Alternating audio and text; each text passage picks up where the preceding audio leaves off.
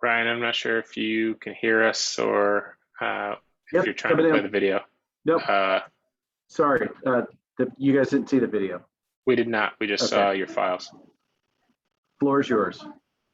Okay.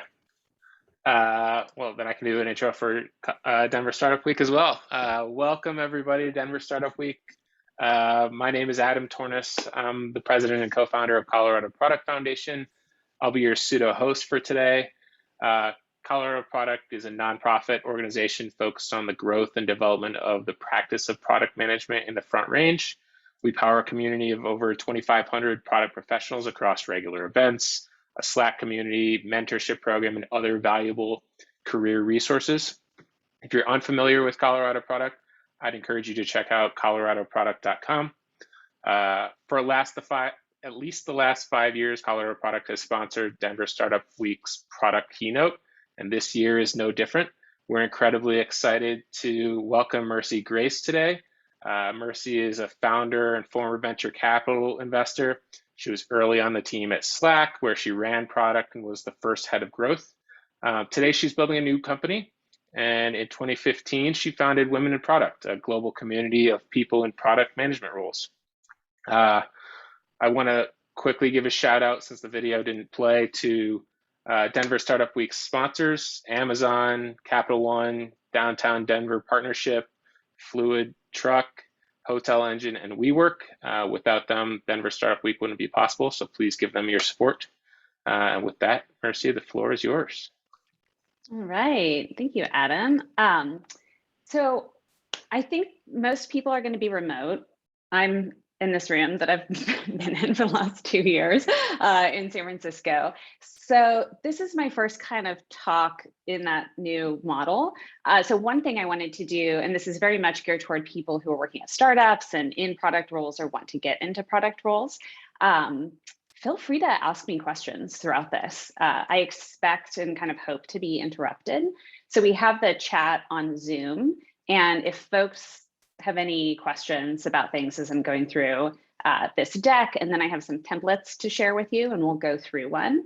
I would love whatever questions you have. And only recently has product even become a thing that you can like get a degree in, I think, at some places, and certainly that you can take classes in. So there are really no stupid questions, because in my mind, at least, really the only way to get good at product is to be wrong fast, get your first job, make a lot of mistakes, but keep that resilient kind of growth mindset going. Okay, so with that, I will attempt to share my screen. All right, Adam, does this look okay? All right, looking good. Cool. Let's title my talk.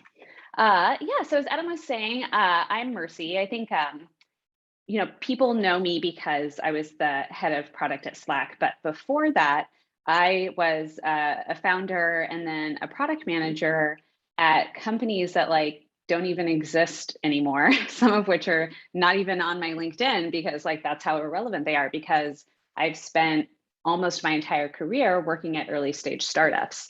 I was a game designer of a company called Game Layers, which was really fun. Then I was at Slack, et cetera. And so being early at a successful company, that's kind of like the pipe dream, right, of startups anyway. It's like, hey, I got to be the first PM. And then because of that, I got to become the first head of product. And that's often really the career path that you're trying to go for when you're working at early stage startups. That can really open a lot of doors for your career. So the thing that I got to do, because I was early at Slack and then had this prominent role, is I got kind of invited to interview at a bunch of these tier 1 venture capital firms and had the opportunity to invest for 2 years and sit on boards. And that was really incredible. I'm throwing away all of my success on a harebrained scheme, which is start another company, because why not? Apparently I'm a glutton for punishment. So this is actually kind of fun timing for me, because I'm very much back in the craft of shaping a product after having been an investor and knowing all of these great founders and watching what they were doing, and having been, a head of product before that as well. I am not going to explicitly say stack rank a bunch, but it is the title of this talk for a reason, because low key, this is the only thing that product managers really need to do, is to decide what's most important. And so being able to, no matter kind of what you're doing or what document you're working on or what process you're running, you should be able to figure out, okay, what's actually the first most important thing we should work on. Sometimes it's the most important, sometimes it's the thing that unlocks the next thing. And so the product timing makes a big difference. So please don't take this advice if you work at a large public company. My guess is it will go poorly for your career if you take my slightly combative lens and try to apply it at some large company. I've never worked at those companies. I don't think that I would be successful doing that because being sort of forged in early stage startups, what you really learn first and foremost is just to do stuff and to ask for permission or forgiveness later or never, and it'll never come up because it turned out that it worked. But that's probably one of the most important differences, is that if you are someone who's an autodidact, so you really learn by doing things, you really like to teach yourself, startups are a fantastic place to learn the craft of product because you'll be able to say, hey, I have this idea for a feature or an experiment we should run, and I'm just like gonna go ahead and do it. And that is absolutely the right way to behave at a startup and totally the wrong thing to do at a large company. So I also kind of tend to take this view that startups are not even really companies. It really is just like a stage of company more than anything else. So you hope that you get through the startup phase and you become, public, or you become a part of another great company.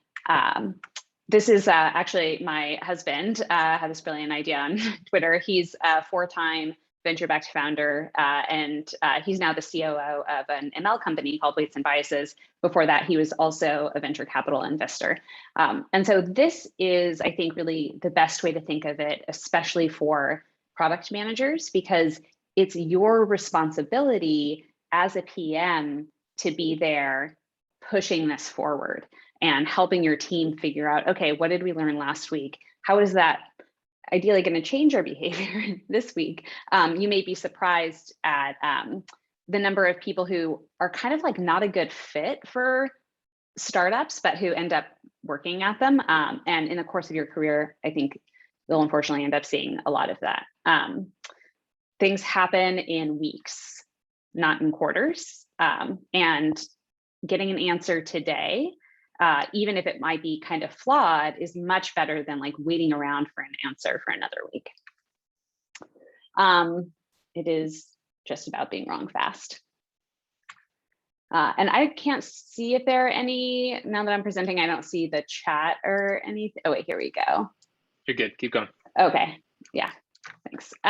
So what startup PMs really do totally depends on the company. Often it's because we're the last function to get hired. There's almost always a team that's already working on something. Hopefully there's some kind of product market fit by the time the first PM gets hired, or they have a way to think about what they want to do, and some sort of inflection point. This is usually because the first PM at a startup is taking over from the CEO. That is often the opportunity to get a head of product role, is when you're taking over from the CEO. When I was at Slack, Stuart was running the product team when I joined. I was the 5th PM to join. I worked there for about 6 months before Stuart promoted me to head of product, taking over the product reports that he had had. So my peers ended up reporting to me after that. And that ended up really happening because I was just kind of the most efficient PM working at the company at that time.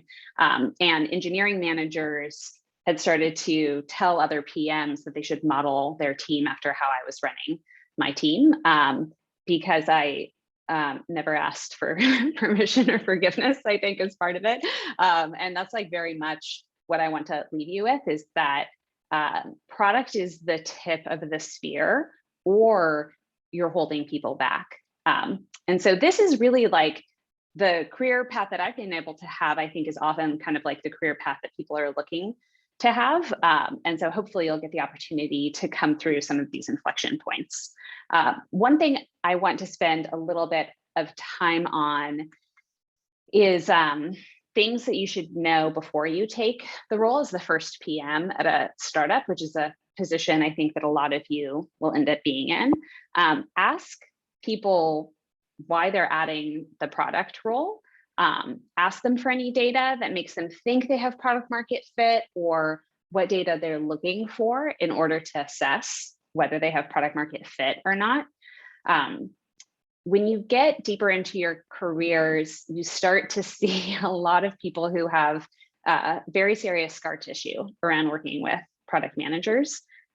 Sometimes it's just because it's been not a very kind of fleshed out role, or because they just worked with someone who's a toxic asshole who didn't try to collaborate with people and was just, figuring out the most important thing and then telling everyone what that was instead of working with their team to find out what the most important thing was. I would be wary of joining a company where there's already that sort of history of not getting along with product, because at the end of the day, what product is this central hub. And so if you join and people already think, oh, product isn't good, et cetera, you're going to have a hard time. We just got a question. Prioritizing when you land your first big or enterprise customer, they usually come with larger RFPs full of custom requirements that might not be a fit or the majority of your customers or prospects, for the majority of your customers or prospects. Are you in favor of dropping almost everything and building for this new enterprise prospect to get them live? It runs counter to the goal of most product roles and turns you into a project-based shop rather than product-driven shop. Oh, no worries. Thanks, Josh. This is a great question. And so one of the interesting things about that product role is that you're going to be pretty consistently making these kind of trade-offs and sometimes having to do pretty serious pushback on a business leader and sometimes even the CEO to say, hey, Josh's point is exactly right. You shouldn't take on this huge enterprise client. You're likely to end up in a situation where they kind of view you as this product shop. Not that you shouldn't learn from those folks, but really they need to buy whatever the standard tool is, or if they're going to really become your customers, then you can run a customer development process with them where you figure out, okay, what is the world that they're living in today? Where do they want to get? Where could your product fit in? And then really limit the things that you need to do to onboard them. A common path for product-led teams is that they have some sort of a product-led growth business model or motion. So people are signing up and maybe even paying on their own. You're going to attract some people who work at these large companies because it is a individual psychological bent, whether you're an early adopter type person or not, less so of an organizational thing, though that is also sometimes relevant. And so you'll find, okay, enterprises need SAML integrations, they need 2FA, they need like owner and admin roles and things like that. And so you'll develop kind of a short list of things that they absolutely do need. But you will want to push back on like how and when you start to add that first really big customer. And I think that there are a lot of different methods to do that. One of the things that I'm almost surprised I don't have a specific slide on in this deck is this book, Never Split the Difference. They're also on Masterclass. It's Chris Voss, V-O-S-S. This is now a super popular New York Times bestselling book. I read it twice a year, even though the cover and like the title and stuff is like not really like as good as what the content is like. And then there's actually, if you go to, oh, maybe that doesn't work anymore. All right, if you go to yanda.com, YANDA.com, under these tools for founders, there's this cheat sheet that is really good about how to use this and how to set up for these conversations. So there's sort of two main skills that you'll use as a PM.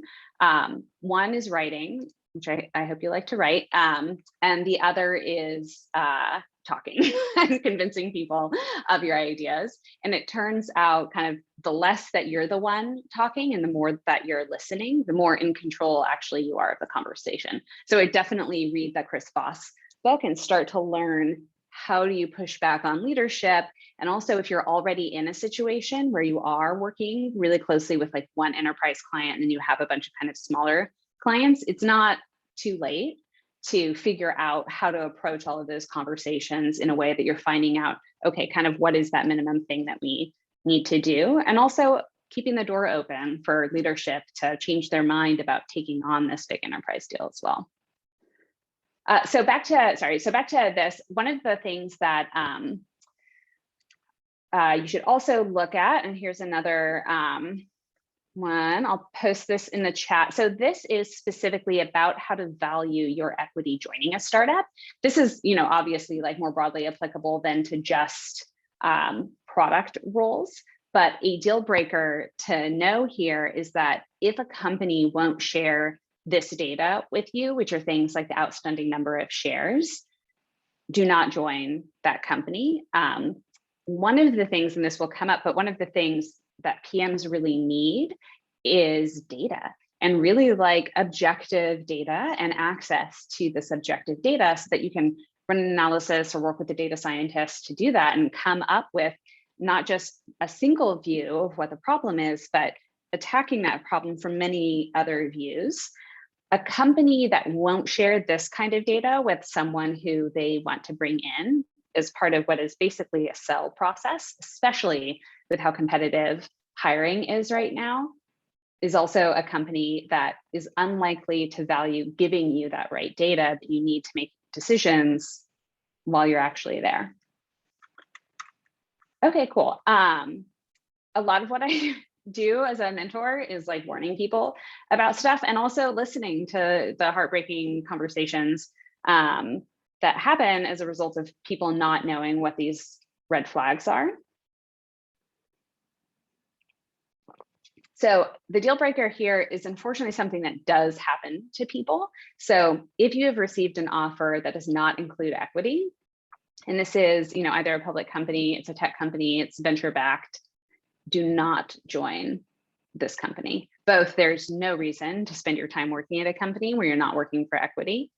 And this is coming from someone who, I've worked at startups that no longer exist. Like I got it right basically with one startup, Slack, and my equity was worth money there. And that is the only startup I've ever worked at where I made any money. And so I think that experience is actually pretty common. And that's also why, your cash salary will often be much less, sometimes half or a third of what you could be making at a bigger company, or especially at a larger public company. The other things, again, like refusing to share any data or sharing p-hacked data with you. I once interviewed for a head of product role at a venture-backed startup. I think they had just raised either their Series B or their Series C, and the CEO was taking me through his fundraising deck, showing me their data. And I leaned in at a retention graph and I noticed it was a marketplace. And I noticed that this retention graph that showed like for their type of product, like healthy retention, actually was only creators who had made $200 or more in their marketplace, what their lifetime retention was. Some of you may be laughing at home because like that's nothing that would like sort of pass muster at most companies internally. It's like, yes, God, I hope that your best customers who are making money from your marketplace are in fact retaining. How broken would that be if that was not the case? But I was like, I don't like both that he was able to raise a lot of money, frankly, using this data. I'm like, that's not good. But also I don't like then that when I asked him several times after that to actually show me the real data, he just kept ignoring that request. And so I dropped out of the process for that role. You will come across a lot of stuff like this, and don't be shy about pushing back and asking for data, especially if it's not an IC PM role, which is a individual contributor. People kind of toss around acronyms like that. always ask them to say what the acronym is, see if they actually know the acronym that they're using. Half the time they don't. Okay, cool. So any questions on these red flags or things to look out for when you're the first PM joining a startup?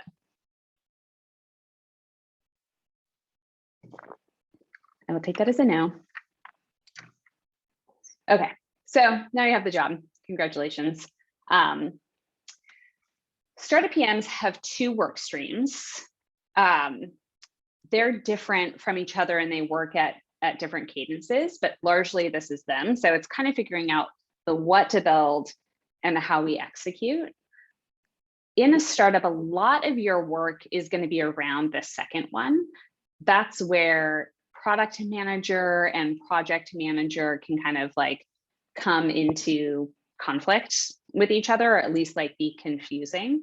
Though project manager is probably what everyone's parents think that they do. It's definitely what my parents thought I did for a very long time until I became an investor. And then they're like, okay, we know what investor is and we know what project manager is. And I'm like, I was never a project manager, but it doesn't matter.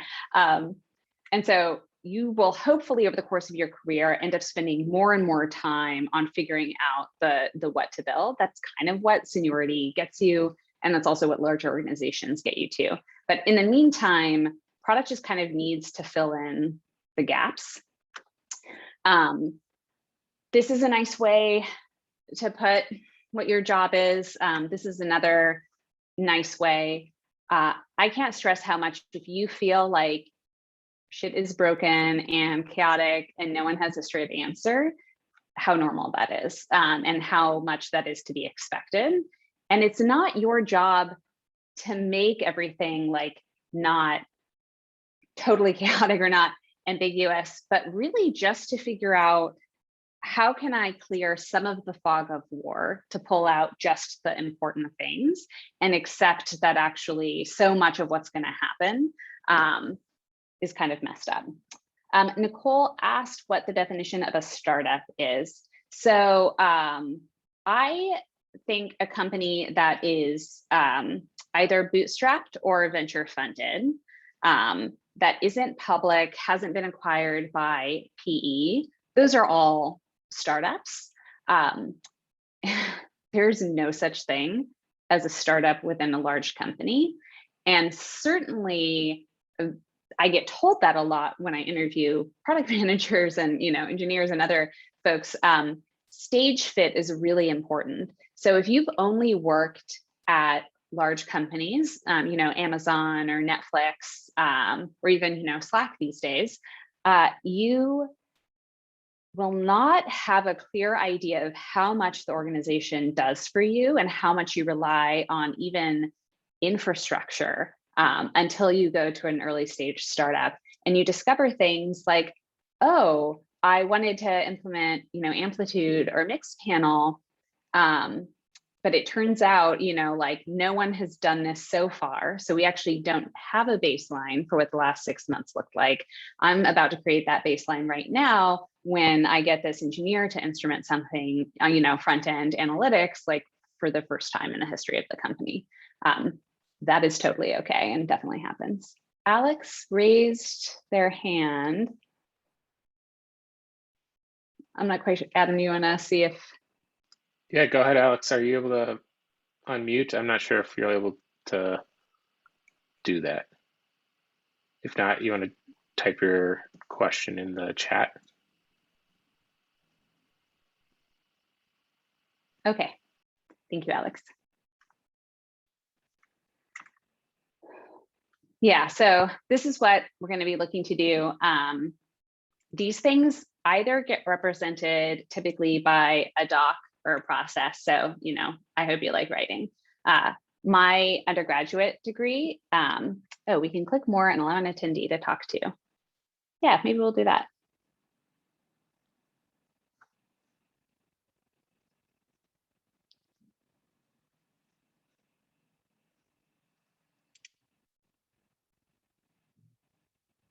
Okay, I'm not going to try to figure out how to do that. My undergraduate degree is in... Alex, I think you can talk now if you want to ask. Hello. All right. Can you guys hear me? Yes. All right, cool. Just I guess, overarching, like, I really appreciate the presentation so far. And one of the areas that I'm like I think you were just about to touch on it, was like in your last slide around like customer feedback. Mm. And just like touching on that as you're going through the product process and like how you incorporate that. And I know that that's kind of a general question, but just like, because I feel like sometimes product teams get a little too siloed. So was just curious how you're incorporating that throughout the process. But Yeah. yeah. Yeah. So, I mean, customer feedback, that is one of those things where it isn't this one thing that you do for one reason or one time. It is something that you do continually throughout the development and before you launch and after you launch. Do you mean tickets that come into Zendesk or front, user interviews, what kind of thing? Yeah, I think it's at like the 50,000 foot view around, overarching product features, right? And Yeah. when you're talking to a customer and you're understanding their needs, but then that, like, I think sometimes it gets lost at the sprint level. Like there's this translation that happens when you're like getting into tickets where it doesn't always align. And sometimes I think internally we tend to just like, if we're missing a piece of the feedback, we just make assumptions about that feedback to fulfill the ticket, if that makes sense. Oh God, that's so true. So I hate that so much that I wrote this piece, like, personas are garbage. I love the title. I'm the first search result on Google for that. Exactly because of that problem. When it's can be good to have this general idea, that you've made up about this person and what they want and what they need. But man, the number of times that I've seen teams literally just do that, where it's just like, oh, here's Harriet, and she lives in Raleigh, and she's an admin, and this is how she uses Slack. And it's like, okay, did you ever talk to a person? Who was that person? No, you didn't. You took this like fake idea of a human being, and it's really easy to then just project whatever like the right way to use the product is, or the right needs to have, or the right tech stack to be on. So I'll post a link to this in the chat as well. One of the other things, I'll pop over actually to these templates. I also have a bit.ly here, and actually for anyone who's going to be watching this after the fact, if you're watching the recording of it, pause on this screen for a sec, because this will be this is the bit.ly for these templates. So I have a bunch of templates here that I have created for myself, and then in my process of starting this company. One of the things that I've been doing recently is this willingness to pay interview. So this has been crazy effective, where I did initial customer development interviews. And so I have an area that I'm looking at. And I had an idea of, oh, maybe this person is my core customer, maybe this person is my core customer. So I reached out to a bunch of those different people to go learn from them. I asked them about kind of all the same questions to say, hey, so when you're thinking about this, what do you think about, like, what are you doing today? Really just asking them a bunch of these like level set questions. That was very clarifying. It helped me figure out who my real customer really would be. And then from that, I got this list of, actually, for me, it was 8 pain points. And I took those 8 pain points, I sent them to folks, and then I asked them, so someone would say whatever their first pain point was, and then I would ask them, okay, so imagine I've created a product for you, it solves this pain point, and that's great. And then I tell you the price, and your first kind of gut reaction to that price is, does it solve this pain point? Because that sounds too cheap to really solve this pain point. And then people will actually have, it turns out, a dollar value in their mind for like, okay, what's too cheap to solve this problem? And then they'll usually start by saying, well, what feels right is $100 per editor per month. And then like, this seems expensive. And so you can just start to fill out this grid for yourself. And so the things that you get from it is, first of all, stack rank of all of these like user pain points. What you're trying to figure out is not what they want, and certainly not for you to tell them for them to tell you what to build, but it's not like, do you want Advil or aloe vera? It's what's worse, your headache or your sunburn? Because then it's up to you to come up with like, okay, what's like the product that solves this? This is a really great way to figure out, is the thing that people say is their pain point actually the thing that they're willing to pay to solve? Or is it something that ends up at rank 2 or 3 is the pain point, where then the price jumps and they say, there is almost nothing I wouldn't pay, 1% of our revenue because this is such an important problem. Like, those are some of the things that people will say. And in that case, you might end up interpreting this stack rank as, okay, this like first one that is the cheaper pain point to solve is actually the table stakes. It's like what people feel they just like need to have in order to have a clear idea of what they're even looking at. But then the thing that's 2 or 3 that they actually would spend a lot of money on is the thing that you will be charging a lot of money for. And so that might be the actual pain point for them. And this is like a fun thing. And it's so funny because I'm constantly encouraging people to talk to customers, to do customer development. Another template that I have here is for anyone who's thinking about starting a company, to do the same thing. So this is what I did in starting a company. I had a couple of people I was thinking about working with, and so we all got together and we had a spreadsheet. We were only looking at building B2B SaaS products, and so we had this like B2B SaaS spreadsheet of just straight up ideas. And then for the ones that we were all like, okay, actually this sounds good and this one sounds good, we all wrote specs for them. So it's very specific, like core customers. It's not just like, oh, an engineer who works at a company. It's like, no, this is only for ML engineers at early stage startups. The problem, that's really what you learn from doing those initial interviews, and you'll be kind of constantly coming back to and like writing this spec.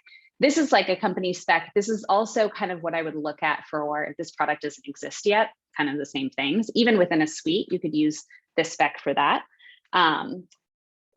We can help you. This is the thing that ends up on your landing page, basically. And this is where like go-to-market and core product development are really, you can see how actually from the very first day that you start to work on this, how those things blend together. This is also something, so oftentimes people want to have strategic roles, but so much of the product role is just like doing tactical shit every day. And you'll often be working against a strategy, sort of like implicit or explicit. And so I found this is a good example of actually how a product strategy works and reads. So say you have like whatever this product is, actually let's use Facebook. So this is help underclassmen at Harvard and other Ivy League colleges rate the most attractive women who they go to school with, right? So that's like the first version of Facebook. If we successfully capture, so now we have the hypothesis for the second part of this strategy, if we successfully capture time and attention from people who are in our product rating their classmates against each other, then we'll have the opportunity to expand into events, messaging, dick pics, whatever. Sorry, my bad feelings about Facebook are at an all-time high this week. And then once we've won like the dick pic market, like what does that enable you to do after that? And then it's like grandparents, it turns out, right? Launching a marketplace, having a platform based identity, right? Being able to enable sign in with Facebook. That's, step 3, 4, 5 on a strategy that actually began with like building this wedge product. So the more that you can sit back, especially at the beginning of this kind of a process, and say, okay, where can this go from this actually small thing where it begins? So any feature, of course, but like even the first product that a company makes, and Facebook is like a great canonical example, is that it was only for kids at Ivy Leagues. It was only for this really specific kind of shallow thing to do. And, you know, now it's a huge media company effectively. Okay, so this is a good one. Yeah, so this is the other spec that is linked from here.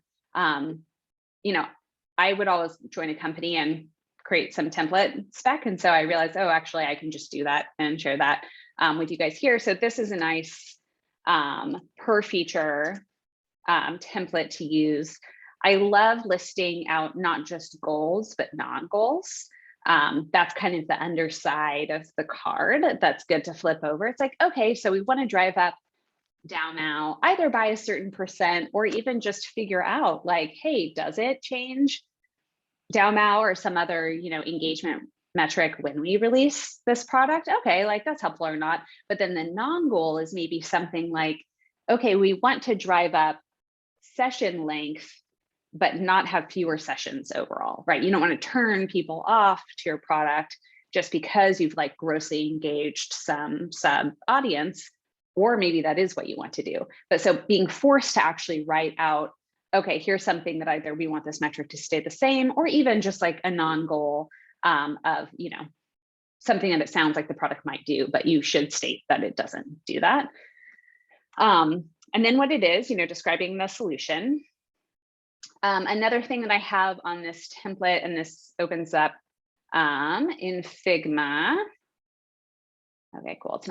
It's not kicking to my app. So this is the landing page I used. I was telling you about the startup spec template. So we all wrote out these things, and everyone should definitely read these 4 books. They're really good. Just Enough Research, 7 Power, It's Never Split the Difference, and Monetizing Innovation.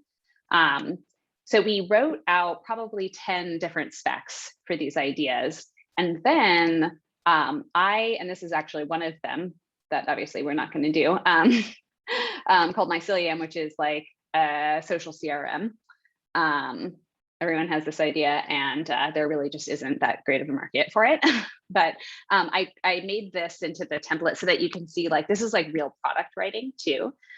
This is incredible for getting feedback. So you can straight up show someone a landing page where the thing that you spent a lot of time on was actually just the text. So here's the person that you can be now that you've started using the tool, right? And then these things can either be, you can think of them as, oh, this is what would be in the animated GIF, you know, that's like in the product, or here's a description of the graphic that I'd want. And so I just used it to show like, okay, here's some little moments in the product that we want to call out. So then we had, I think, 6 of these landing pages. And this is all for figuring out, okay, we know we want to start a company in this area, you know, what is that actually going to be, like a certain type of company? And then it became actually really clear to us and to customers is that we could just go, you know, have a conversation with someone and show them a landing page. And then it's also a good place to start to build out a prototype from there if you want to. I did a bunch of that as well. And you get very real feedback from people because it feels, honestly, it feels pretty real to look at something like this and be like, oh yeah. And it's written in that kind of website tone of voice, a better way to say that. And so even on your per feature basis, you can make especially, I mean, Figma is so incredible now. It used to have to be like Sketch and InVision together, but like now I'm just like, wow, I'm never going back. And now, you know, you can make these awesome prototypes in Figma. They do not have to be that good in order to get actually fantastic feedback. And then as it becomes better and as you improve it, and then, you know, a designer on your team, if you have one, takes over, then it actually ends up becoming the spec. And that's like a much better way to work, I found. It's just like, hey, well, it's in the prototype or not. I also included a thing on user stories and how specific they should be. And also a note on estimates. I've always used the Fibonacci estimate where it's like 1, 3, 5, and 8, because that's actually how product complexity works. There isn't a 2, there's only a 1 or a 3. And the whole point of having engineers estimate their work is not to create a due date per se, or to hold them accountable. It's so that you kind of get to know each other and you understand, okay, Shruti says it's always going to take longer than it really does. Actually, unless she's in a totally new part of the code base. And then after about 6 months, you'll figure out if anyone needs to touch this part of the code base, it's going to take anyone 3 times the amount of time that they thought. And so that's also a way for you as a product person to get a really clear sense of not just, is this possible, which is kind of the basic level of technical that you need to be, like you understand how the internet works and what data and sensors can do, but then also what's possible for your company and what parts of the product are sometimes actually even too hard to work on. Okay, no new questions? Yeah, so these are docs that are hopefully going to be very familiar to you. I think one of the ones that won't be is the Premortem. I did set Slack and I had a talk where I talked about it as well. A bunch of other companies have started doing Premortems as well. So I would do this, say I was working on a big-ish feature, it's probably going to be, 6 weeks or something. It's like the main thing I'm doing in that quarter. I would let my engineers get into it, start working on these user stories. And then a couple of weeks later, when we're into it enough to know what we're doing, but not so into it that we're like, we will finish this no matter what, like we cannot change anything now. You'll get a sense of that emotionally over time with your own team. But I would do a Premortem where we just get together in a room and I say, okay, let's imagine it's 2 months from now, launch went terribly wrong. What happened? And people will say, oh, well, we are doing XYZ for the first time. We are doing this, and then another team at the company is working on this, and sometimes those systems don't work well together. And in the space of honestly a half an hour meeting, you'll come up with things that you did not think about, and your team is going to help you really see around corners. And then you want to do it early enough that you then have time to change what you're doing, to change the solution, to work with the other team, et cetera. And then I think the thing that people don't think about enough is what the roadmap for the live feature is. So as you go through, you should be, cutting things off in order to streamline the experience, make it great, get it out there, minimum viable product. But you should also be planning on, that's not the end of the road. Like the end of the road for a feature is when everyone who would get value from it, all of your customers who would get value from that feature can find and use it. And so that really is that like adoption over time. And you should be consistently thinking about that. Your processes, often these are some combo of docs and meetings. I mean, a lot of it is just being open-minded and flexible, and being willing to just do the work as well. One of the things that I think really separates people who are great at startups from people who honestly are better fits from these companies, from like, much larger companies, is that they're people who don't think it's someone else's job to serve them. It's their job to do whatever it takes to unblock the team.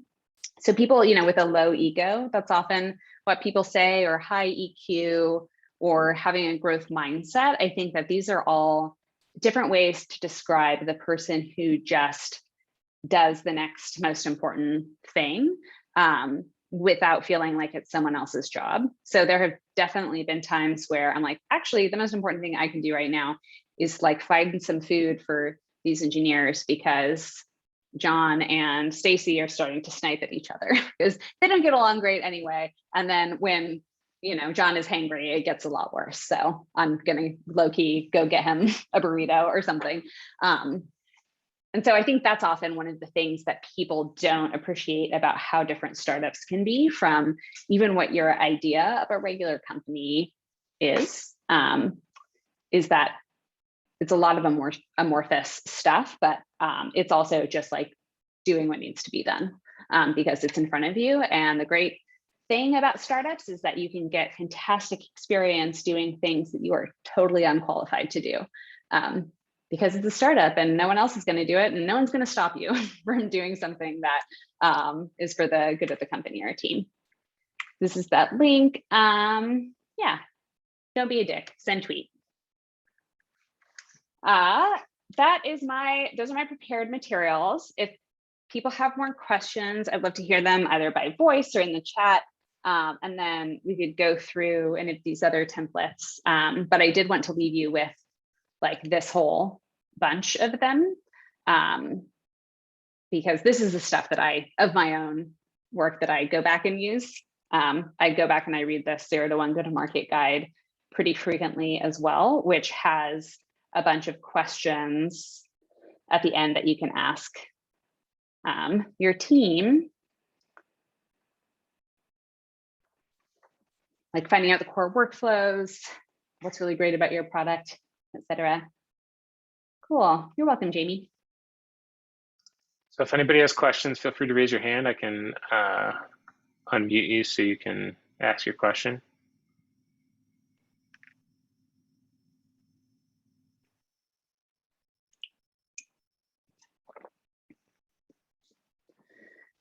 Okay, we're just through a Series A, have 1 p.m., 1 TPM, and about 10 engineers. When is the right time to start thinking about bringing on a head of product versus allowing existing PMs to go? Ooh, I love this question. I'm very pro letting your internal talent kind of like get a shot. That's also what's great about the head of role is that if someone hasn't managed people before, I mean, a lot of it depends on what is kind of the seniority level of the talent that's already there.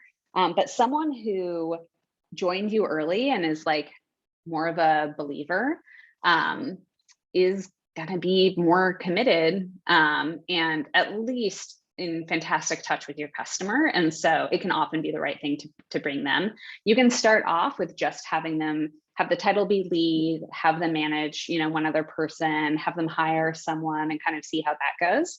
And then head of is a great title for either internal or external recruiting because it could mean director level, it could mean VP, and it's a great way to sort of test out someone without getting too caught up in the title. But I tend toward people who already work at your company because treble knowledge is everything in startups. Okay, I mentioned creating consensus. How do you balance consensus with making decisions and quickly? Does there always need to be consensus? There does not always need to be consensus, but consensus, on the bad side, right? Like making decisions because everyone like specifically agrees with it, like that's not good consensus. But good consensus is everyone understands the evidence that we're using, the gut check that we're using, the design principles that we're using to make this decision. And they've all agreed to move forward with it.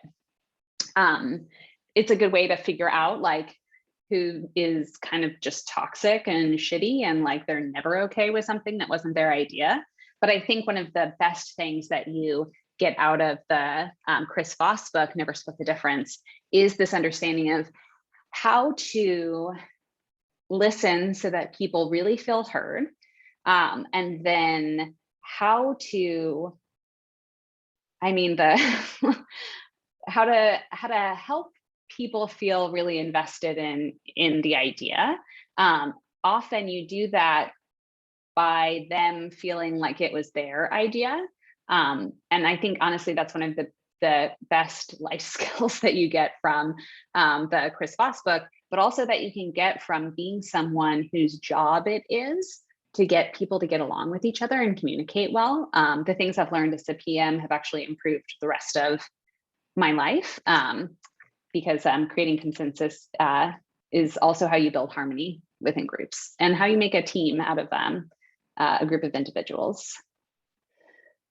Remote PMing, remote brand design, some of the most effective customer discovery and outreach methods in the idea stage. So I sent a couple of emails to people who I knew. So the people who already know, they can be a good sounding board if you're not like showing them something and being like, tell me I'm good, right? That's like the mom test or whatever that it fails. The thing that you want to be able to do is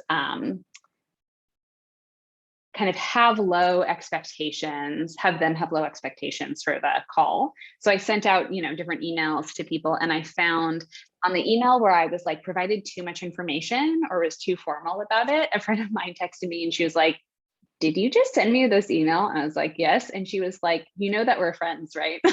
You don't have to send this to me. I'm like, oh yeah, that's right. I was being too formal about it. So I've actually found kind of the more jokey or informal I am about stuff, then people kind of get on that vibe with you. And then they'll be like, oh yeah, actually, and let me share you, this, and they'll show you a screen share of something. And so I find like both for yourself, but also especially for the person who you're talking to, if you just make it seem like it's a chill, no stakes, I just want a little feedback, show you this thing. And if you present it in that way too, then they won't feel like, oh, she's going to be upset because like this was her idea and I'm shitting on it. They're going to be more honest with you the more kind of casual you are. First and only product hire at your company. How do you work with or around a toxic engineer who decided they're anti-product before you ever were hired? Yeah, that fucking sucks, dude. I mean, the main thing to do is to learn how to Jedi them with this like Chris Voss technique or Voss them. Ultimately, it's not wrong to get someone fired.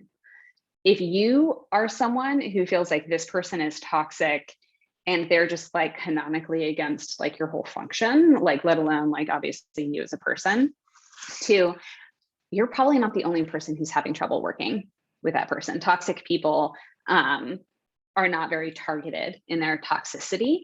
And I would also say for anyone who is managing people or is thinking about starting a company where obviously they would be, firing people is a terrible experience, but it is so important.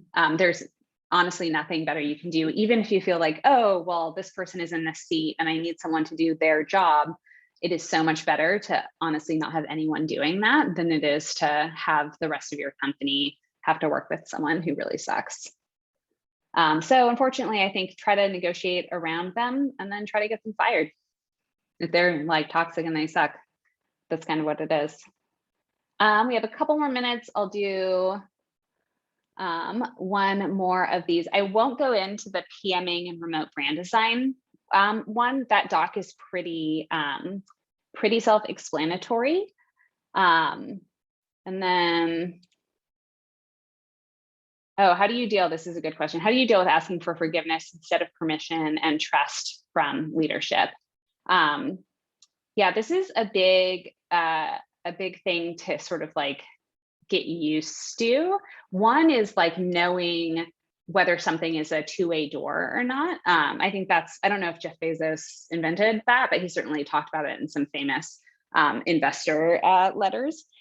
So I wouldn't ask for forgiveness on something that was a one-way door. So that's like a decision you've made and you can't go back on it. You've done it, it's done. You can't reverse it. Very little, thankfully, in software are actually one-way doors, but definitely like pump your brakes a little and think about what it would take to undo whatever it is you're about to do. And then I would say the thing that's really important is, does this decision fit in some way? So oftentimes you don't want to ask for permission simply because it will take too long. Sometimes you're trying to prove a point to someone, which is like someone who would say no to some product change, but you have a strong suspicion that if you made it, you'd find data that backs up that actually this was the right thing to do. That can be the right thing to do, carefully and over time. But I think not being combative about it and then figuring out, okay, within any organization, like Slack is a good example because the product bar is so high. So anything that my growth team did, it couldn't be a click test. It couldn't be some like shitty implementation. It actually did have to be, even if it was a really small change or a small feature, something that was like very much like polished and self-contained in that. And so even when I did transgress in that way and ship stuff that leadership was not super happy about when it first came out, and then they were very happy when they saw the data, it still fit in. It didn't feel like something that was like not a part of the product itself. And so that's where so much of this, it's a super subjective thing to do. Cool, Adam, I don't know how tight this is, but I want to see the floor because we're at the hour. Yeah, I think that's probably a good chance to wrap up. Thank you so much, Merci, for spending the time with us, sharing these tremendous learnings, insights, etc. This has been tremendous. Thank you to everybody who's able to join. And thank you to Denver Startup Week and its sponsors. Again, Amazon, Capital One, Downtown Denver Partnership, Fluid Truck, Hotel Engine, and WeWork. If you're not part of the community, be sure to check out coloradoproduct.com. We will share these resources. Denver Startup Week is going to host and post this recording. We'll find a way to share the slides through the Colorado Product Slack community. But have a great day, and be sure to check out the other product track events throughout the rest of Denver Startup Week. Thank you all.